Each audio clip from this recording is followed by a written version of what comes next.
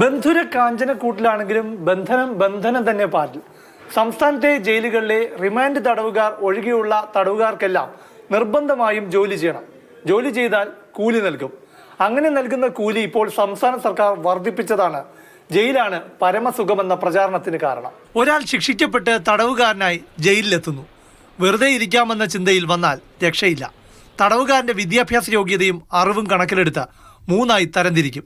വിദഗ്ധ ജോലിക്ക് യോഗ്യനായ തടവുകാരൻ, അർദ്ധവൈദഗ്ധ്യമുള്ള തടവുകാരൻ, വിദഗ്ധ ജോലി ചെയ്യാൻ കഴിയാത്തവർ. ജയിൽ സൂപ്രണ്ട് ജോലി തരംതിരിച്ച് അറ്റൻഡൻസ് രജിസ്റ്ററിൽ ഉൾപ്പെടുത്തും. എല്ലാ ജയിലുകളിലും ഒരേ കൂലിയല്ല. സെൻട്രൽ ജയിലുകളിൽ കുറഞ്ഞ ദിവസക്കൂലി 63 രൂപയും കൂടിയ കൂലി 168 രൂപയുമായിരുന്നു. അതാണിപ്പോൾ സ്കിൽഡ് ജോലിക്ക് 620 രൂപ, സെമി സ്കിൽഡ് ജോലിക്ക് 560 രൂപ, അൺസ്കിൽഡ് ജോലിക്ക് 530 രൂപ എന്നിങ്ങനെയായി വർദ്ധിപ്പിച്ചത്. ഒരു കുറ്റവാളിയെ കോടതി തടവ് ശിക്ഷയ്ക്ക് വിധിക്കുന്നത് മനപരിവർത്തനത്തിന് കൂടിയാണ്. അതിനാണ് ജോലിയും കൂലിയുമെല്ലാം നൽകുന്നത്. ഒരു തടവുകാരൻ സമ്പാദിക്കുന്ന കൂലി എന്തിനൊക്കെയാണ് വിനിയോഗിക്കുന്നത്?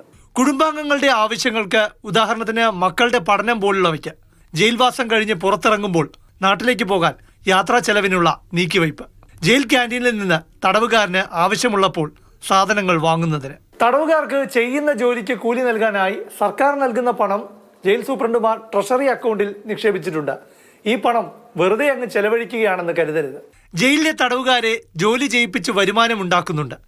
അതിൽ പ്രധാനപ്പെട്ട ഒന്ന് ഫ്രീഡം എന്ന പേരിൽ വിപണിയിലിറക്കുന്ന ജയിൽ ചപ്പാത്തിയും ചിക്കൻ കറിയുമൊക്കെയാണ്. അത് പൊതുജനങ്ങൾക്ക് നേരിട്ടറിയുന്ന കാര്യവുമാണ്. നെട്ടുകാൽ തേരി തുറന്ന ജയിലിൽ തടവുകാരെ കൃഷി ചെയ്യിപ്പിച്ച് വരുമാനമുണ്ടാക്കുന്നു. ക്ഷീരോത്പാദനവും മത്സ്യകൃഷിയും അടക്കം ജയിലുകളിലുണ്ട്. തടവുകാരെ വെറുതെ ജോലി ചെയ്യിക്കുകയല്ല, അവരെ ജോലി ചെയ്യിപ്പിച്ച് ജയിലുകളിൽ വരുമാനമുണ്ടാക്കുന്നുണ്ട്. 2018 അവസാനമായി ജയിലുകളിലെ കൂലി പരിഷ്കരിച്ചത്. 2016 മോഡൽ പ്രസൻസ് മാനുവൽ പ്രകാരം ഓരോ 3 വർഷത്തിലും ജയിലിലെ കൂലി പരിഷ്കരിക്കണം.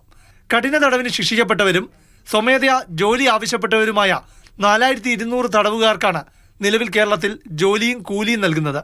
കൂലി വർദ്ധിപ്പിച്ചതിനാൽ തടവുകാർ ജോലി ചെയ്ത് സമ്പാദിക്കുന്ന കൂലി അവരുടെ സ്വന്തം ആവശ്യത്തിന് മാത്രം വിനിയോഗിക്കാനാകില്ല. ഇരയ്ക്ക് നഷ്ടപരിഹാരം നൽകാനുള്ള സഞ്ചിത നിധിയിലേക്ക് കൂലിയുടെ 1/3 ഭാഗം മാറ്റുകയാണ്. അതായത് തടവുകാർ ജോലി ചെയ്ത് സമ്പാദിക്കുന്ന കൂലി അവരുടെ സ്വന്തം ആവശ്യത്തിന് മാത്രമല്ല ഇനി മുതൽ വിനിയോഗിക്കുന്നത്. ഇരകൾക്ക് നഷ്ടപരിഹാരം നൽകാൻ കൂടി അത് ചെലവഴിക്കുന്നു. അതുകൊണ്ട് തന്നെ തടവുകാർ ജോലി ചെയ്ത് സമ്പന്നരാകുന്നു എന്ന വാദത്തിനും പ്രചാരണത്തിനും അടിസ്ഥാനമില്ല. ക്യാമറമാൻ VS ബിജുവിനൊപ്പം പ്രശാന്ത് കൃഷ്ണ, മാതൃഭൂമി ന്യൂസ്, തിരുവനന്തപുരം.